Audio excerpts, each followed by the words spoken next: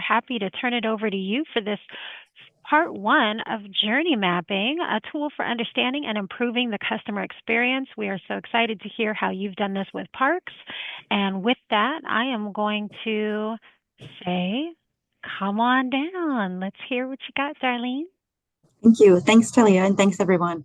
I'm very excited to be here today to talk to you about customer journey mapping and how we can really use this uh, to better understand our customers, better understand your customers, and here at wherever state agency you're at. So with that, I'm going to jump in to talk a little bit about who I am, and then I'm going to jump into the meat of the presentation.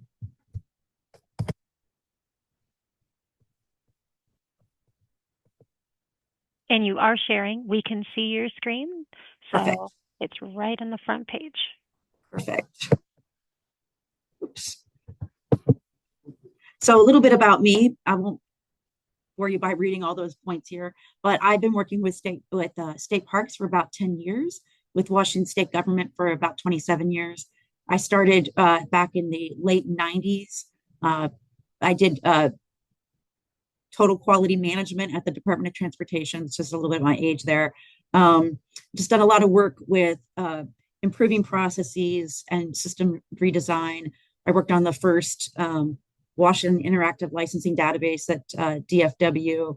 I worked in the Redistricting Commission back in 2001, 2002. Just done a lot of different work across different agencies, primarily to really improve the customer experience and really research analysis, lean, and process improvement work.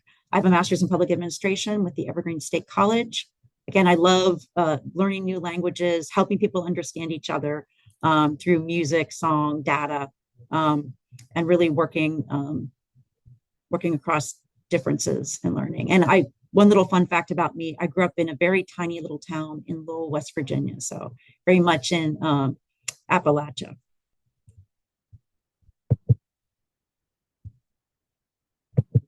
So I'm going to go ahead and jump into the meat of this here with customer journey mapping. So one of the things I'm going to do today is I'm going to ask all of you, rather than just sort of like listening to my presentation, I really want to engage you in this work. So throughout the presentation, I'm going to be asking a series of questions, and I'm hoping you'll be able to answer those questions in the chat and maybe allow a couple people to tell us and share some of their answers. And I'm also going to ask people to kind of pull out a piece of paper and an old-fashioned pen here and really kind of start drafting out a customer journey map with me so that you'll have something you can kind of like build off of after this presentation and move into the next presentation. We're doing a two-part presentation here.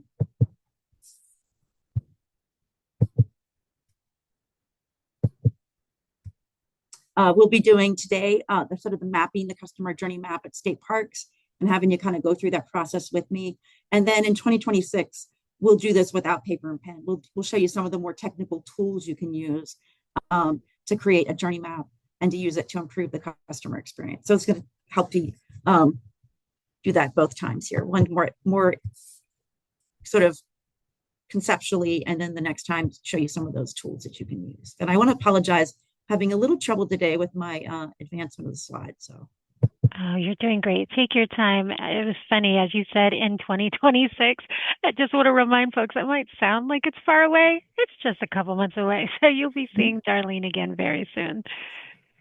So first, I want to start with a little bit of a definition of customer, which in this case is any individual or entity that interacts with state government services, included but not limited to residents, businesses, and visitors to the state. So this is the definition that's come out of your Washington, and I think it's a pretty good definition here for what we're trying to do. We want customers to be the center of what we do. And in this picture here, this is a picture of two of our customers taking a picture of our beautiful parks here at Deception Pass State Park. Really, when we see the most beautiful things, this is a picture I took of them. And I always like to say, if I want to see the most beautiful things in the park, I just follow the visitors because they know where they are. And this is how we can always learn, see how what we do best and what we do best, what we can do better through the eyes of our visitors. So with that, I want to ask all of you, in looking at this definition, I asked in my last division meeting for folks to tell me how they define customers. So these individuals or entities that interact with the services you provide, what do you call your customers? So if you can all kind of write in the chat what you call your customers to see some of those.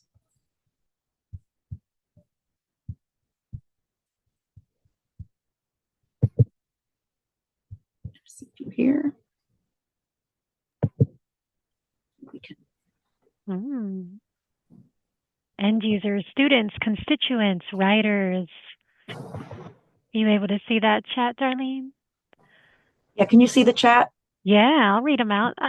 Staff, insurance consumers, and sometimes beneficiaries, clients, providers, and HR. So all DCYF employees, shout out to HR at DCYF. Parents, families, stakeholders, all those we serve, young people, veterans and their families. More staff, public customers, bidders, landowners, other agencies. Pretty broad, isn't it?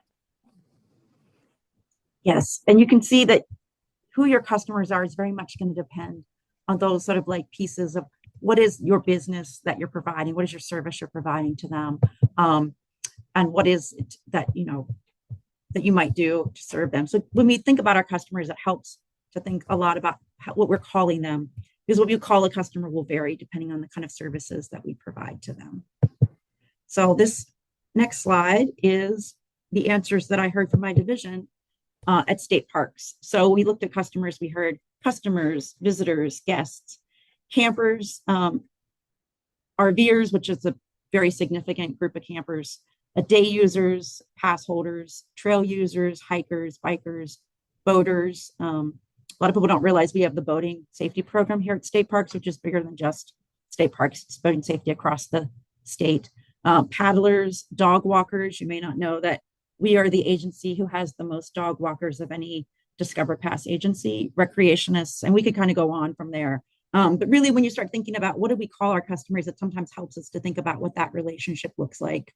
And if I were at Fish and Wildlife, I might be more specific. I might talk about anglers and the kinds of different fishers that are out there. So it really does depend on the kind of work you do and how you serve your customers. But it's helpful to kind of like think about that and what you might name your customers from the beginning as you're doing this work.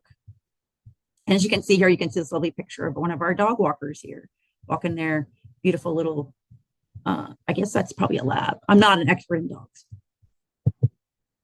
So customer journey mapping, it's a visual representation of the process that customers follow when interacting with an organization. So when we think about like person-centered design or human-centered design, we really want to think about putting every person, those who use our products, those who we serve, kind of at the center of that design. And as state agencies, we really do need to think about serving kind of all of those people, all of our Washingtonians, for example. And when we look at customer journey mapping, we look at this through through different phases. So I'll show you kind of what that looks like here.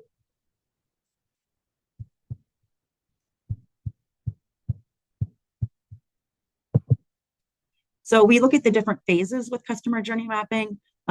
We call these stages. So the decision to visit process. And then within those stages, we have the interactions, or what we call the touch points. So we've got our phases and we've got our touch points. And in this case, I did a customer journey map for just one business line. I think it's really important that, you probably have a lot of different types of services that you provide customers. So typically when you do a customer journey map like this, you would be doing a customer journey map for just one of your service lines or program lines or business lines. In this case, this is a customer journey map for our camping customers. So you'll take that and then you'll look at how that customer moves through that process. Again, you'll start with the phases and the touch points. This is what we're mostly going to talk about here today.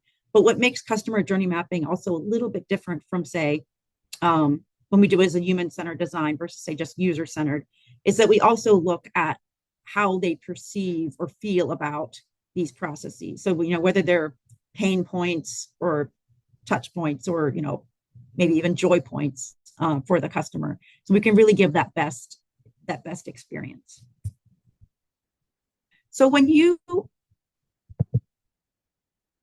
to first go into a little bit of background about my agency here before we get too deep into customer journey mapping, because it's very useful to see how your agency works and the kind of data and knowledge you have in your agency and services you have in your agency. So at Washington State Parks, we are very person-centered. As you can see here, that's a picture of the flat hat. The flat hat really means it's a symbol of service. It's a symbol of stewardship that the ranger offers and provides. But really, that sense of service and stewardship goes well beyond just rangers in our organization. Throughout our organization, whether you're an interpreter or a customer service specialist, or you're doing back office work, that customer service ethic and acumen is really strong across our agency. It's very important. Our operating budget is funded through 71% user fees. And unlike a lot of agencies where you may be like the only game in town, people don't have to come to state parks. They have other choices that they could come to. We believe we are the best choice, but they have other choices. They don't have to come to a state park. They could go to do some other type of recreational option. So we really feel important about really providing that best stewardship so we can greet people and make people feel welcome and inclusive, and so that we can serve all Washingtonians. So we're very grounded in stewardship and lands management. We have extremely high customer engagement within campers. We offer a camping survey that's taken by more than 30,000 campers annually, and that represents 10% of our camping visits. They actually engage with us and take a survey. So they're very interested in giving us feedback, telling us what they want and need. And a huge number of our campers also are volunteers in our park, so very committed to serving and supporting us as well. And very important is that what we do is not just today. We serve all Washingtonians into perpetuity. We're stewarding these lands into perpetuity. We work to be very data informed. We're very lucky to have an engaged set of campers. And right here I have, hopefully you can see it. This is a customer survey from 1956. So this was a survey that was taken, this report represents feedback from more than 10,000 campers 69 years ago. So we've been surveying our customers for a very long time. They've been super engaged for a very long time. We also have very good transactional data from our central reservation system. We have a lot of different sales channels, but we also have transactional data across our Discover Pass sales and other types of recreational passes as well. Our information center receives a significant number of calls and feedback from our customers. And we have actually that data also collected from those call logs and from the feedback you can provide on the internet. We have vehicle and trail counters. So when you go through our gates, your cars will be counted. When you're going on our trails, it's very likely that that you would be counted as a pedestrian or a bicyclist across our trails. So we're looking at who's using our trails, who's using our parks, what that visitation looks like. We also have done quite a bit of work on website and marketing analytics. So seeing how people use our sites, how they can use it better. And of course, very importantly, we have the staff knowledge of our staff, which if you look across the entire system and all of our staff, that would be cumulatively centuries of customer service experience across our system. So I like to say here with this picture of Potlatch, when the tide is out, you can still hear the tick, tick, tick of the water below. Whether the tide is in or out, we're always thinking about how we can serve our customers better. So now I'm going to talk a little bit about the camping journey here, and I'm going to be asking you a few questions as we go. I want to ask all of you, when you're thinking about doing customer journey mapping, what type of business lines or what type of services you would like to start with? What is it, that process that you want to track, that customer process? Does anyone have any customer journey mapping in mind or things they would like to work on as we're doing this exercise? If you can name some of those. For us, we'll be doing the camping customer journey map. If you can maybe put some things in the chat. I see incarcerated young people. Good one. Mapping our customer experience with our consultative services. Oh, that's ours. Yay. For a fact. I was like, that sounds real familiar. That was Teresa. Lean services, facilitations and team building workshops, HR services with employees being the customers, internal trainings, mapping current communication between region and field staff, member of the public getting a common carrier permit from our agency. Good one. Is anybody struggling to like think of what they might use as their business line or has any questions that might help them? Vital records, that's good.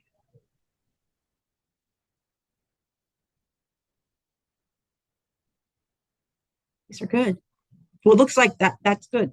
So with that in mind, I want to jump into a little bit more about some of this customer camping journey.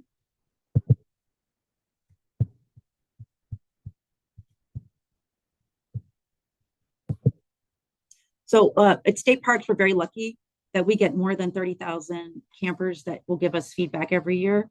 We also go out because campers are not our only customers. We also go out and do surveying across other business lines like the Discover Pass. We also do occasionally go out into the parks themselves and do intercept surveying, which is really important to kind of seeing customers where they are, really following customers where they are, seeing where they go, seeing how they answer our questions and what they think about what we're providing. So again, we've been doing this work for a long time, 1956, 69 years at least.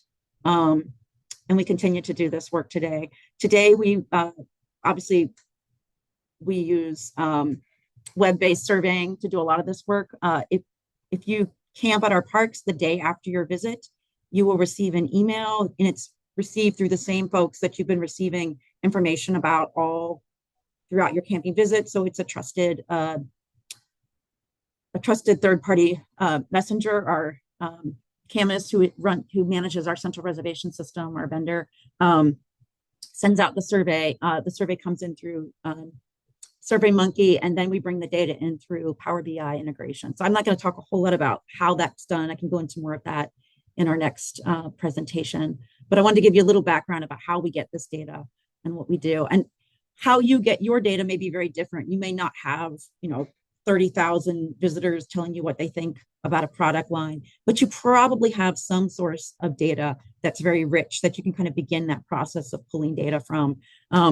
So I wanted to get a sense from people about some of the things that they collect data from on their customers right now. What systems do you use and what information are you able to pull to learn more about your customers? I'll put some of that in the chat.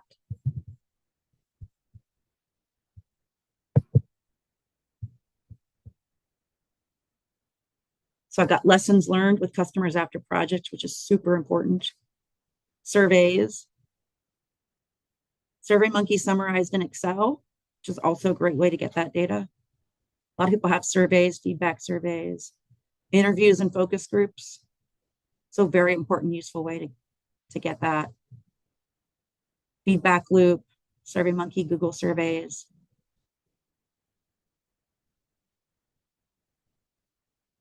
Trends from contact centers, which is good. Plus Delta after trainings. I don't know what that is, but I assume that's. Plus Delta is kind of like a gauge from the group to see what went well. What would you like to see done differently next time? Perfect. Personal interviews and testimonials, personal follow-up phone calls with major contributors, onboard and mailer surveys, calling in, email and website specifically for collecting survey type data, engage.com. Someone asked a good question with concerns about data security. Are there surveys that are more secure? Yes, I can go into some of that security issues. Your sound is going out, Darlene, but that sounded like interesting what you were about to say. Okay. If someone asked with concerns about data security, are there surveys? Is it just me or is someone else experiencing a low sound? I think it's just Chantel. Okay. Can you hear me now? You sound good, Darlene. Yeah. Oh, perfect. Perfect. Um, Sounds great. So someone asked about data security. Are there surveys that are more secure? We can answer that question a little bit about SurveyMonkey. There's certain standards. It obviously depends on the data you're collecting. This is not HIPAA data, but we can definitely address that in the next survey award as well. So with that, I'm going to go ahead and close the chat. Does anybody have anything else they want to add here before we go to the next slide?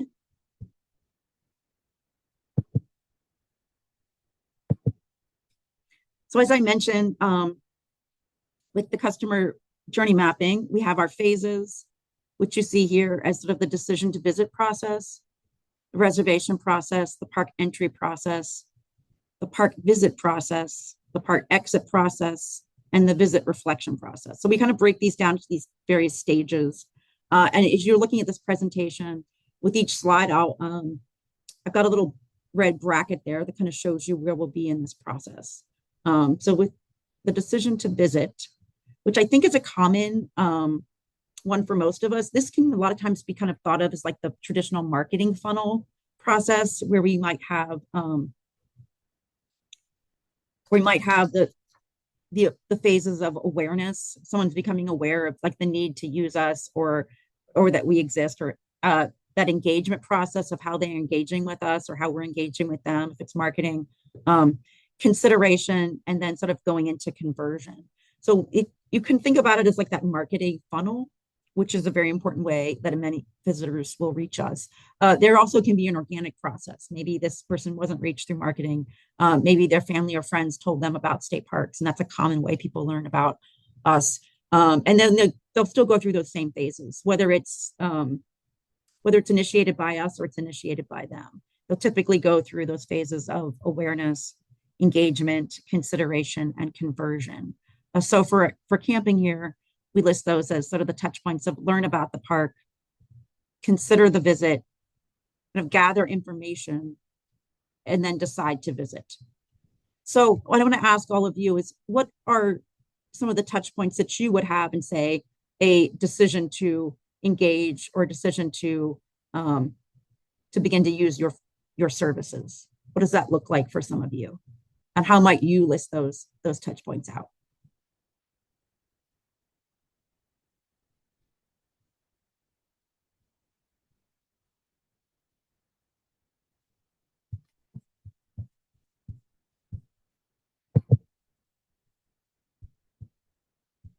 So if you can add some of those in the chat.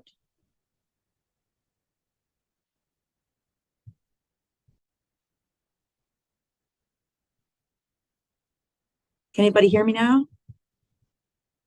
Yes, we can hear you. Can you repeat it? I'm Repeat your sorry. question.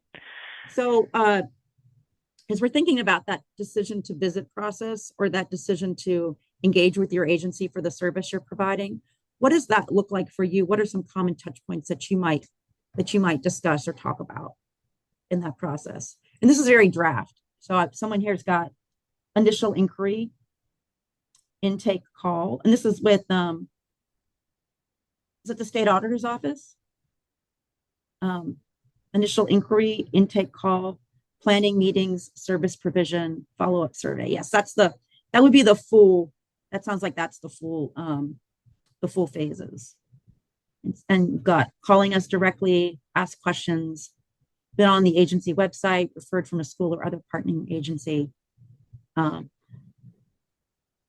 about professional license types, obtain education experience exams, gather documentation of requirements, apply for a license. So you've got a few processes here, kind of moving into that that decision to visit process, kind of moving into like the next step of like what you might call conversion if you were using the marketing funnel. I see we've got more coming in here.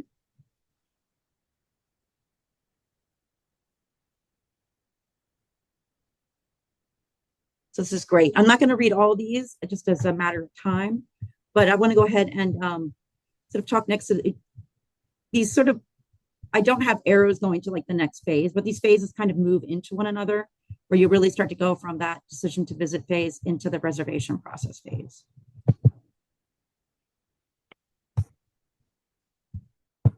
And can everybody see my screen now?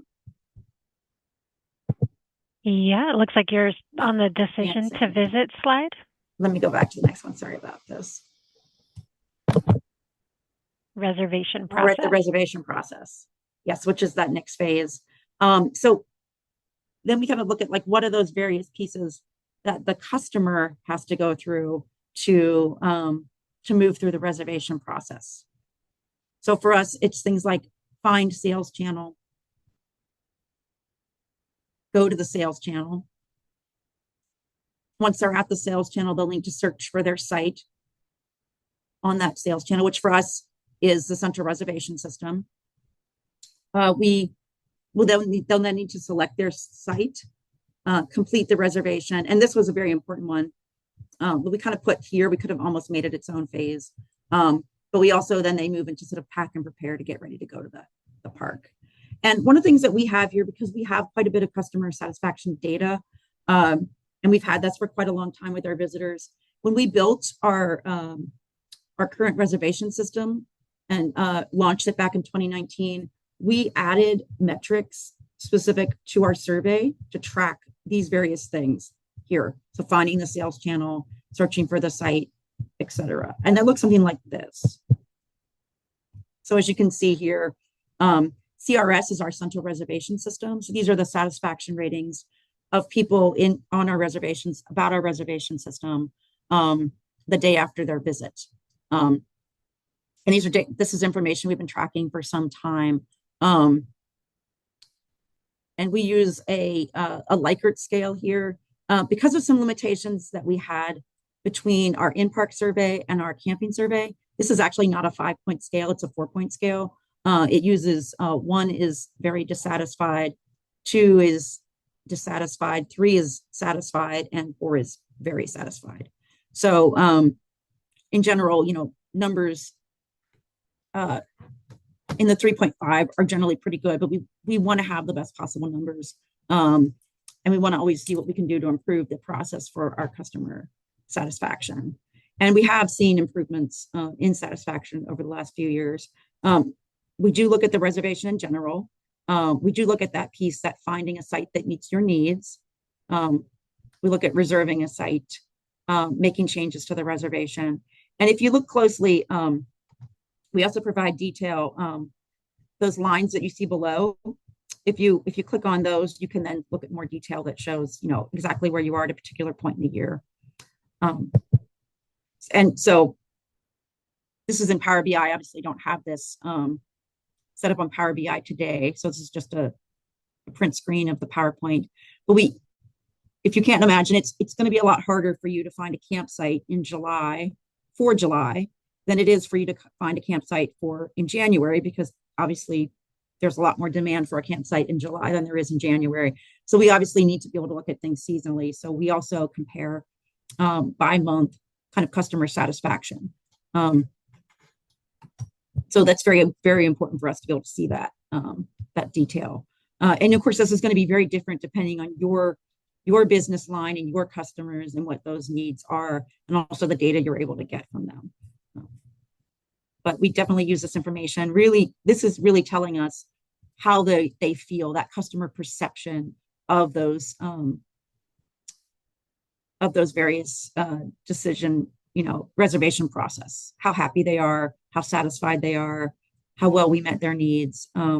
We also, and I'm not really sharing it here right now, but we'll go in more into detail about that in the second presentation. We also have about 15,000 comments, open comments a year that we receive. So we're also able to go through those comments and see specific details that we can improve on based on their satisfaction.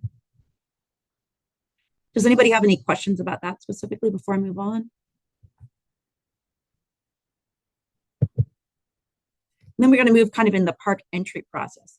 And what's really, really important about customer journey mapping that you really see here, when you go through this process, not as a program or a program process or a workflow process, but when you go through this as the customer, you can really start to see things that might happen at the park level that that reflect on those staff in the park, but that we may be able to have done something about earlier in the process. For example, that pack and prepare step that you see there, if we haven't prepared them to pack and prepare correctly for their visit at the reservation process, then that may create issues or problems that may be difficult for staff to help with when we get down to when they're actually in the park. And so we do ask people to give us information about their happiness with presence of staff, their happiness with responsive to their needs. And that obviously reflects on the staff in front of them, the people with flat hats, the people who serve as customer service specialists or other kinds of park aides or helpers in the park. But really, this process is deeper than that. And it's very important for us to be able to see that as an agency and as a whole. So I'll show you a little bit about what that can look like. We ask very specific questions about park staff ratings. And we're very proud of the fact that park staff ratings are some of our highest ratings.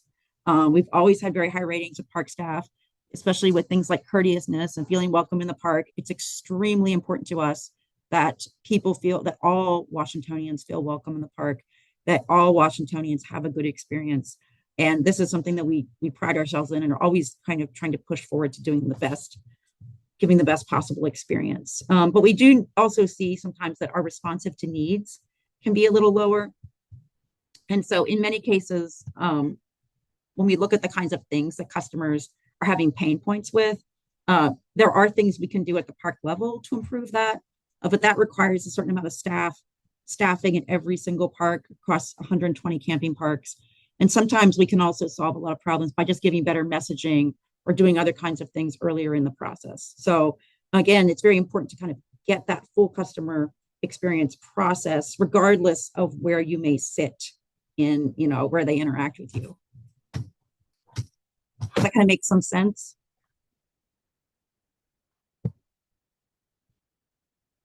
So with that, I want to kind of like engage again and ask another question.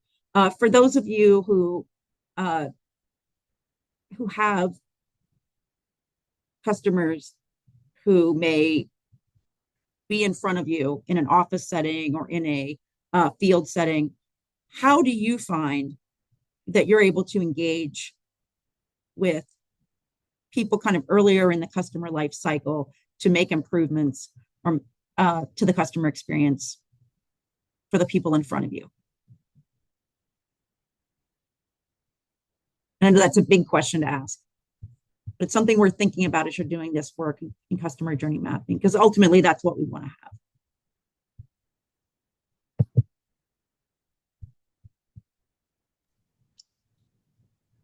have. Can you repeat that question? Oh, yes, it's a very big question. So when you are a customer, a field representative, or maybe you're somebody who's higher up on that customer journey process, when you have folks, say at the field office level or the field level or at the counter level, who have experiences where they're not able to necessarily provide the kind of data or the kind of information that they would like to have provided a visitor or a customer, or there's something that the customer maybe should have had before they got there in the first place. Maybe I'll give an example. I mean, I'm not going to say you were going to Department of Licensing and you needed a piece of paper that you didn't have and no one told you needed it. That would be very frustrating customer experience. The person there at the counter can be sympathetic, can be kind, but obviously, ultimately, they would have liked that person to know before they arrived that they needed something in particular, just as an example. How do you communicate and what do you do to kind of address those issues? And how do you see customer journey mapping as helping in that process?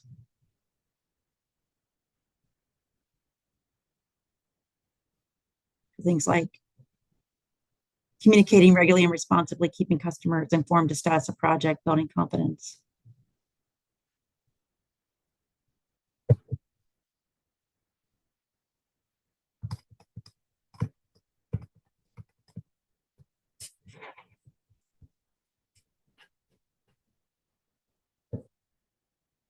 So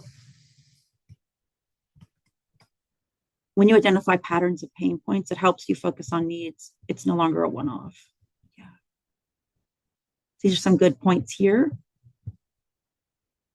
As we're thinking of this process, I'm going to go ahead and move to talk a little bit about what that can look like for us at state parks here as well. When we look at each of these pain points, for example, we're going to be looking at things like, just going back one here, like get to the park, for example. Did they have good directions? Can we improve our signage? Getting oriented. That can often, again, be, how well did they understand when they got in the park, how to get to a particular place? Checking into the site. This is one where we have information on some of those pieces.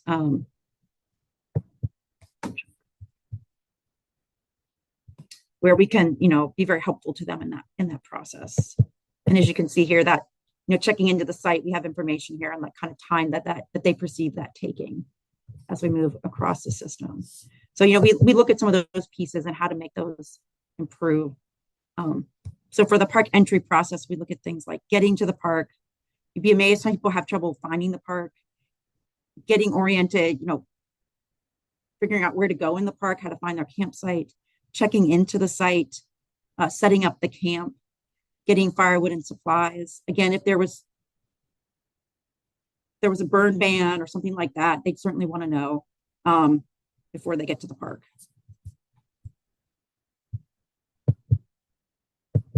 And so I'm going to move into that next piece, which is the park visit process. And this one, I don't have arrows per se, because this can vary depending on the visitor. It's not necessarily sequential, and you can have a customer journey where everything's not perfectly sequential. So very important is acquiring, preparing, and eating food. People generally want to get to the park, they want to eat, or they want to settle and relax. Those might be a different order for some people. Though they're going to sleep because they're staying overnight. Obviously, they want to have a restful sleep. They don't want a bunch of noise, people making a lot of noise. We get a lot of customer feedback about noisy neighbors or noise in general. They want to be able to use the shower, restroom. They want to be able to find that easily and easily take a shower. We used to have shower tokens as a requirement in most of our parks, and we had a lot of feedback about that. So we made a lot of changes there. They want to be able to find and access park locations, and they want to be able to do the kinds of recreational activities that they want to do, which for many of them is hiking or using our trail system. But there's a number of different recreational activities, and we have a whole part of our survey on that. So really looking at how we can do those well.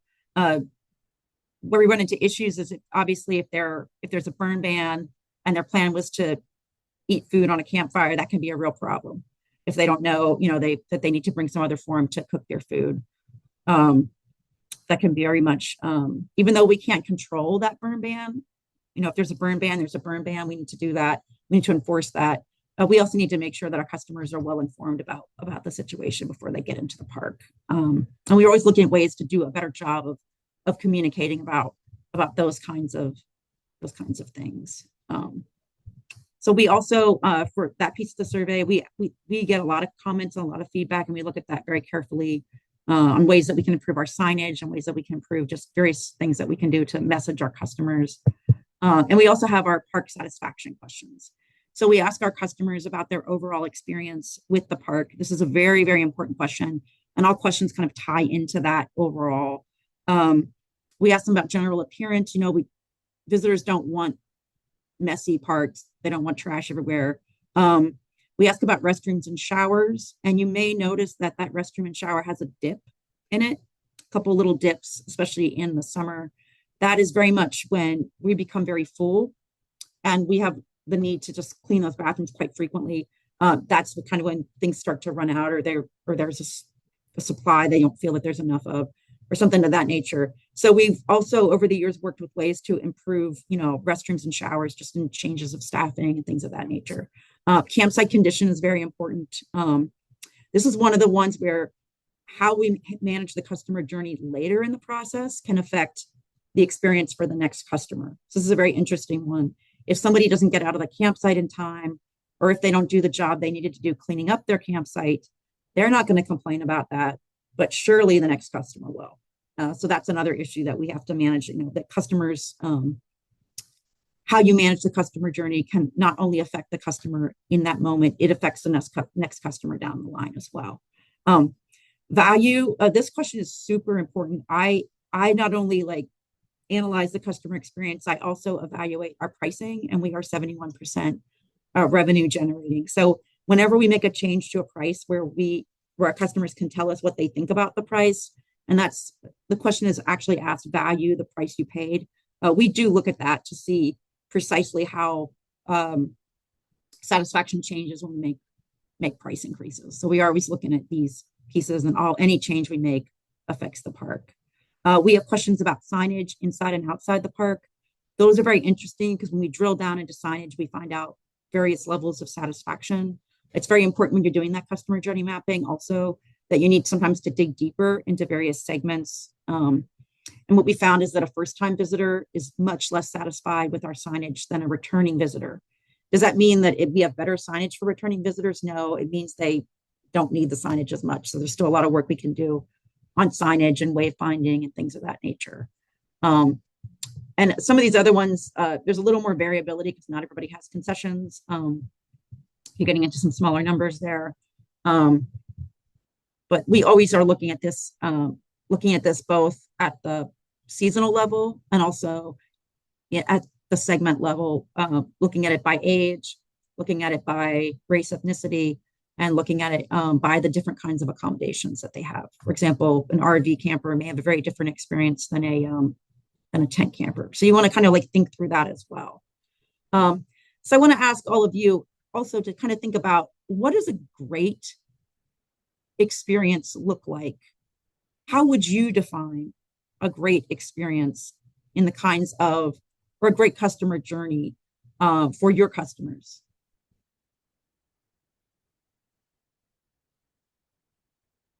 Answer that in the chat.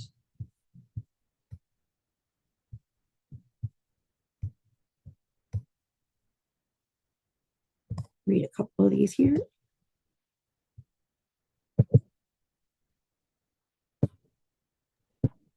Hey, Darleen, while folks Yep. are answering that, I just wanted to point out you did have a question that asks, do you rely on participant comments in the survey to understand the why behind the ratings?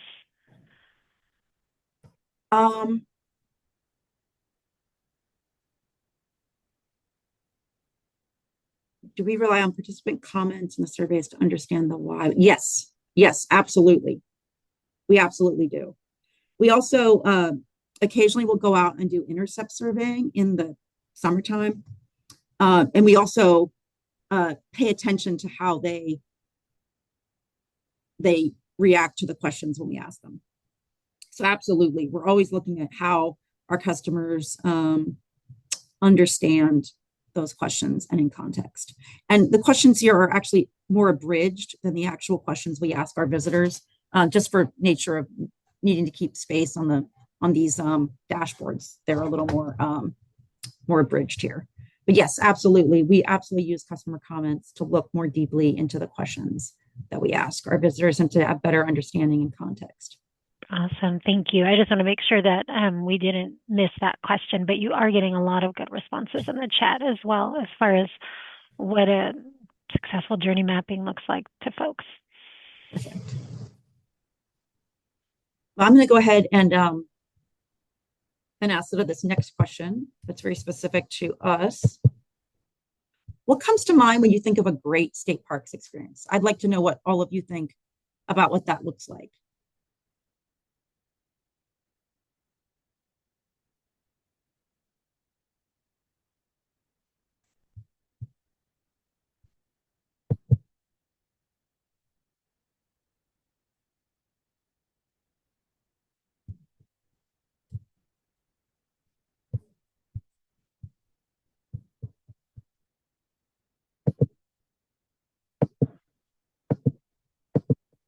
Clear parking and trail maps. Yes, we get that a lot. Yes. Well maintained, safe, clean and clear trails. Scenery and experience, yes. Good weather, we love that, but that's one we can't control very well. Trash cans not overflowing, that's a good example of a pain point we want to keep out, yes. Experiencing nature without feeling unsafe, clean bathrooms, yes.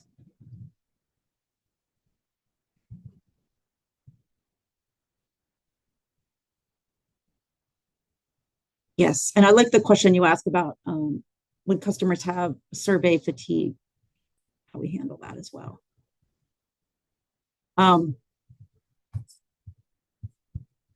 What I love here, I always love hearing water fountains available. We don't have that at all of them, but we do have some. Information available in the right locations, trailheads, accurate site lengths. Camping spot was described perfectly. You get what you signed up for. The website has pictures from the actual location. I think that's really important. People want to they want us to give them or exceed giving them what they expect. So making sure people get what they expect. In case you are lost, getting hold of someone and getting back safely, that's very important. And seeing the entire community coming to the park. Oh, yes, several free dog poop bag spots, very important. Possible to get a campsite even just a couple weeks in advance. We are always working to try to improve that, and different recreational opportunities. So I won't read all of these, but a lot of these are very similar to the kinds of themes that we see in our parks. Safety being very important. We do ask visitors to let us know how they feel about how their safety is. We do take safety feedback very seriously, both at the park level and at the statewide level. We do look at ways to make people feel safer, to make people more restful at the parks. Always looking for ways to improve our signage, make it easier for people to find their site, and also pay us if they're coming for a Discover Pass. Not having to book 6 months out. Yes. Well, I appreciate that. What's nice about reflection with state parks is that we get a lot of feedback to tell us about pain points that we can improve on. We also get some sort of lovely vignettes of experiences that are special or unique that we can provide, that we've provided our visitors or that they have experienced while at our parks. So we love comments like this as well. I'm very lucky to get these kind of comments. This is a visitor reflection that stayed 5 days, and Lenny the squirrel, some they'll name the animals, stopped by each day along with the blue jays. So that was from Schaefer State Park, a Schaefer State Park visitor just 2 months ago. So one of the things that I'm really lucky about at state parks is that we have a huge amount of customer feedback that we get from our camping visitors. As I said, we get more than 35,000 surveys annually.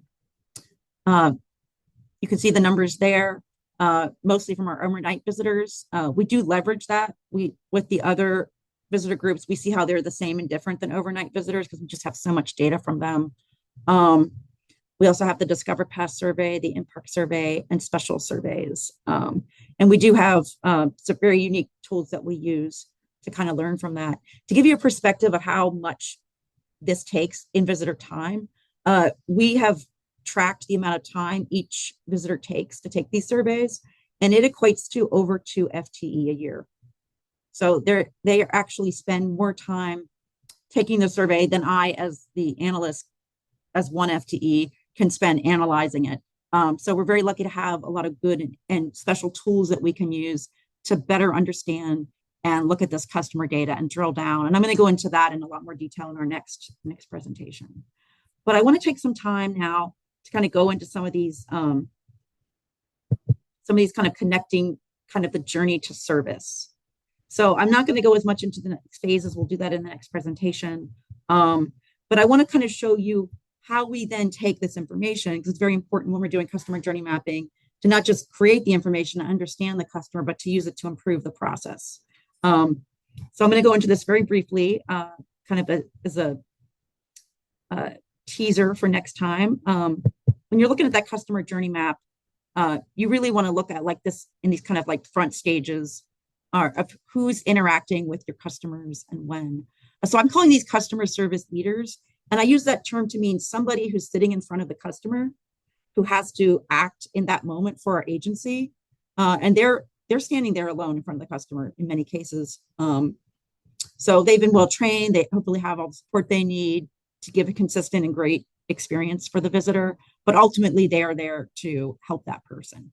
And what you can see here is sort of like customer service leaders interact with visitors both before, during, and after they enter our park gates. So that experience in the park that they're evaluating really is affected by everything that happens before and after.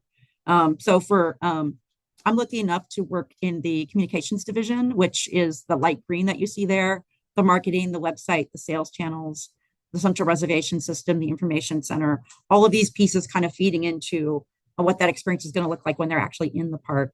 And then, of course, the other end of it, which is doing the surveys, the follow-up, our communications team, social media, kind of giving them that chance to have that reflection and ultimately, hopefully sharing good experiences or even sharing bad experiences so we can improve them, and then deciding whether to return.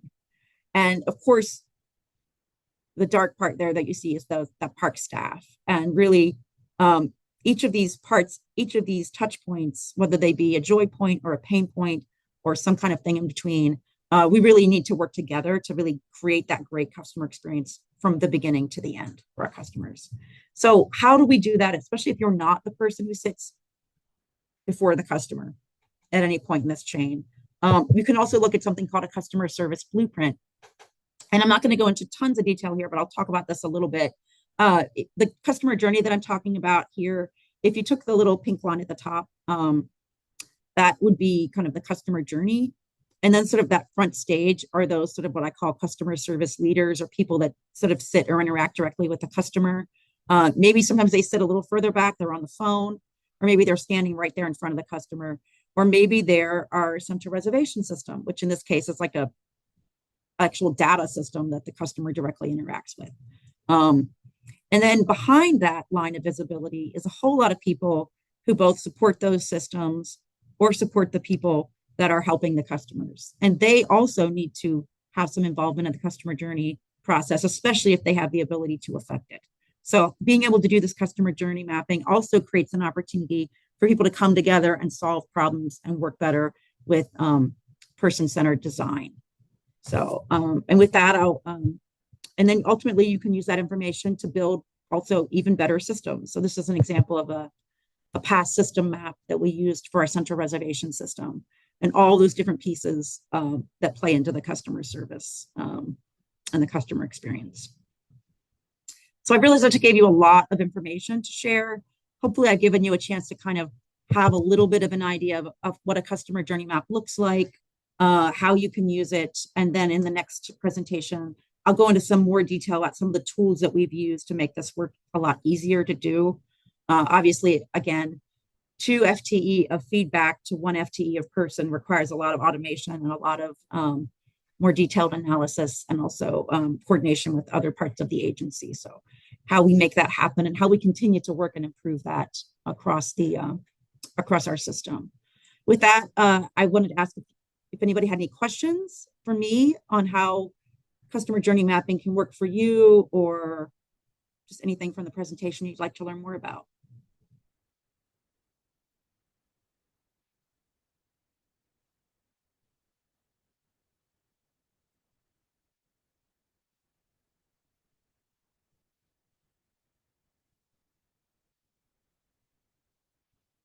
Can we get a copy of the deck? Absolutely. Talia, is that available to everybody? It was actually, oh, no. It's available. It was actually linked earlier in the chat, so you should be able to find it there. It's also on our website. And there it is again. Perfect. So they asked, how do you use the results of your survey to promote and market your parks? Well, for one thing, those visuals, those dashboards that you saw, all of that is made available through our SharePoints, our agency's SharePoint site. So our staff are able to access this data. And it's a very large data set, but I update it once a month. So staff can go in once a month. They can drill down to their park. They can drill down to look at very specific details by park or by region or statewide for their park. They can see their individual comments each month. We don't share the comments publicly because, as many of you who manage customer feedback know, when you give people open-ended comments, some of them provide information that they probably don't want shared with everybody. Like some of them will provide their personally identifiable information that we do not ask for, but that they do sometimes provide. So we don't make the comments available publicly, but we do, as staff internally, we're able to access those comments and use them to solve problems. And we're also able to look at changes over time. Like I mentioned, when we make a change to the program, I often will make a prediction of what that's going to do, and then we'll go back and test that and see, is that what happened? Do we make an improvement? Did we see a change in the customer satisfaction results for that particular item? Or if we were doing something that we thought, like raising a price, nobody wants to see a price go up, but obviously in order to fund these services, we have to adjust pricing. We will look at things to see, did that pricing create a drop in satisfaction? And I'm very happy to say in most cases it doesn't. In most cases, we're able to make price increases without seeing big or even any changes in satisfaction of pricing. So across that. How many state parks are there? We have more than 125. I should note that. So there's state parks, there's state park properties. Is there an instance where you have to prioritize what improvements to make where? Or are most improvements able to be applied across the board? Yeah, we absolutely have to make decisions about what improvements to make where. That's always something that has to be considered. We are able to make some improvements across the board. And again, when we can use customer journey mapping to help us to do that as efficiently as possible. If a swing set is broken, you're going to have to fix the swing set where it's broken. And so those are obviously issues we have to consider. When we have a large amount of infrastructure, we have more buildings than any other agency in state government, and most of those are comfort stations, i.e. our restrooms, places where you might take a shower. And so, those types of improvements, obviously we need to consider where those can be made first. We have a lot of other metrics that we use to gauge the conditions of our facilities and things of that nature. But as much as possible, I think customer journey mapping can help us to really see opportunities to improve the customer experience as efficiently as possible. And with AI being a bigger tool as the days go by, do you use AI to assist when reviewing the surveys and compile the data? We don't currently use AI for that purpose. I have looked at the AI data. I did a test with some AI a couple years ago on sentiment analysis. And it actually was very similar. I found it had a 98% agreement with what I was doing. But I think you got to be really careful with AI, especially with sentiment analysis. Even if AI can do sentiment analysis of your comments and you think that's a good idea, the number of people who comment on a survey varies based on how satisfied they are. We found for our very dissatisfied customers comment less than dissatisfied customers. Dissatisfied customers comment the most. I think when they get to the very dissatisfied, you start to lose people and they don't want to engage even enough to tell you anymore than they just want to leave. And that's not where you want them to be. Very satisfied customers don't comment as much. So when you're using sentiment analysis, you need to know that it's sentiment analysis on a comment, not sentiment analysis on the overall group. So I think you really have to be careful if you're going to use AI. We definitely are exploring it, but I think like the state as a whole, we really want to make sure, even if you're using AI, you have to know exactly what it's doing. Any other questions? Do you document something pre-journey that may be outside of your control? Yes, we try as much as possible to do that as part of that awareness and consideration process.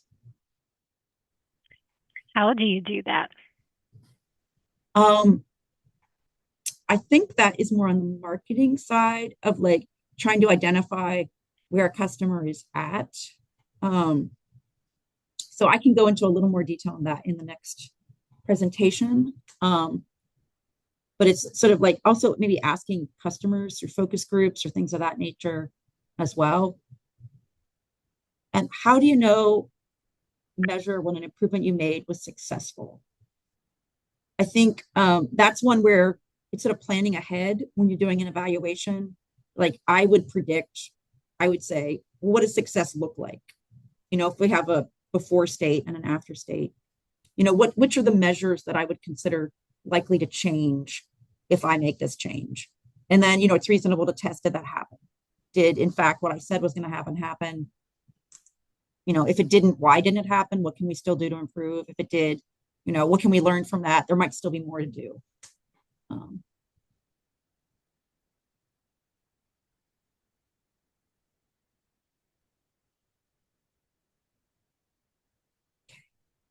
Well, any other question? I think I got all the questions answered. And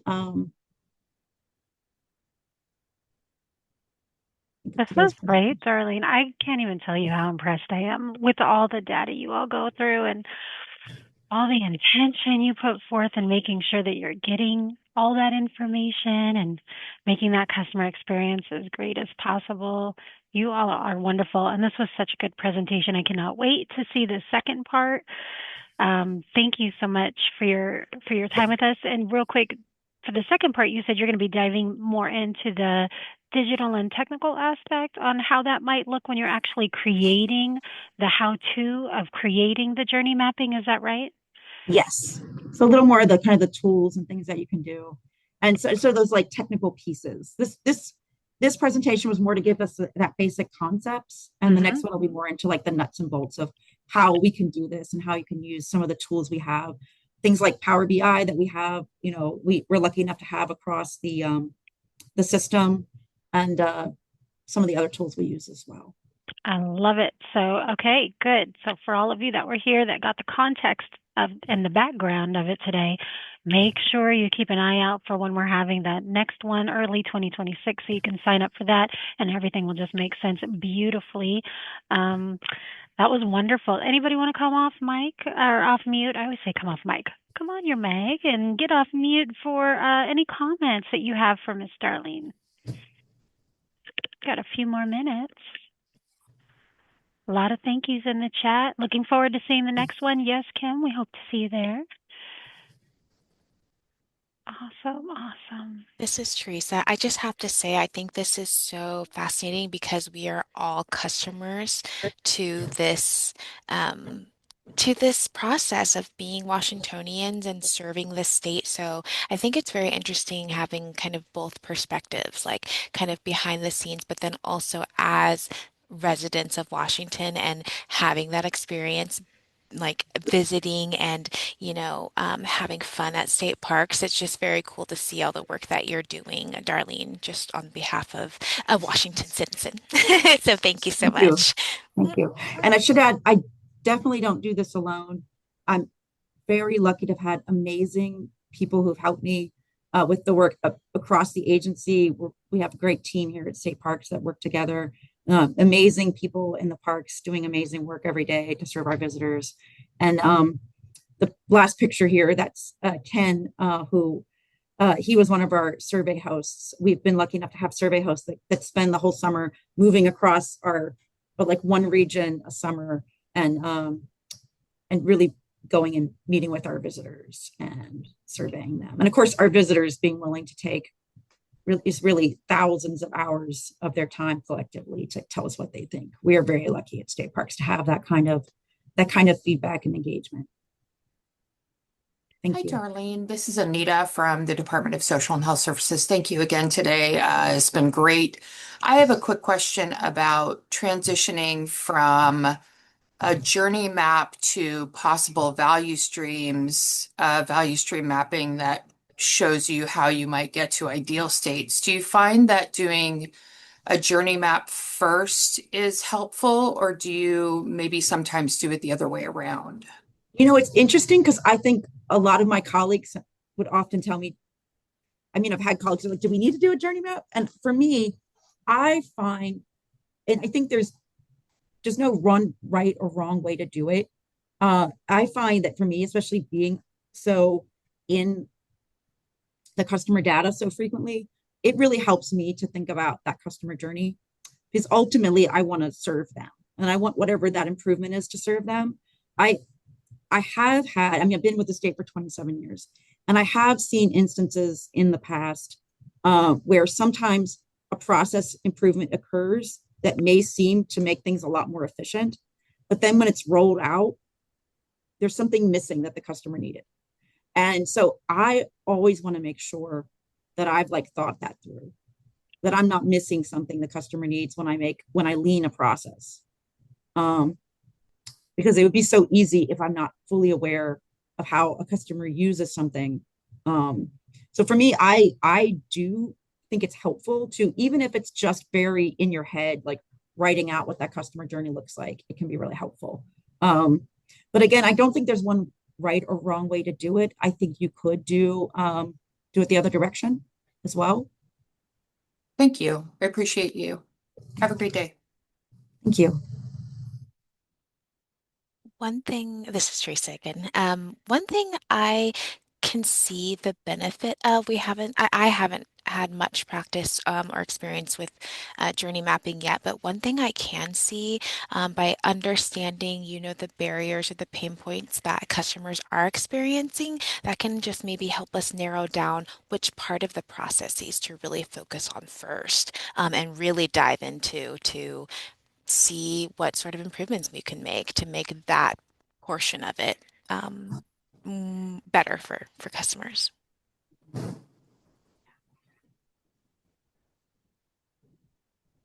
agree. Thank you.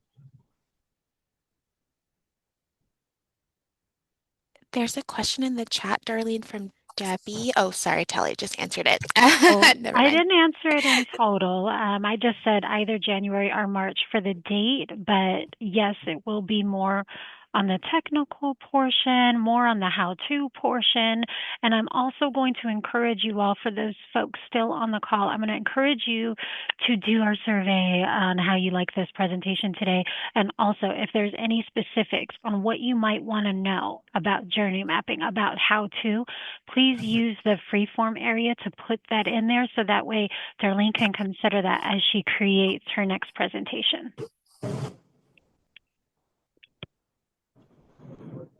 All right. Well, that was a great session. Thank you again, Darlene. Thank you.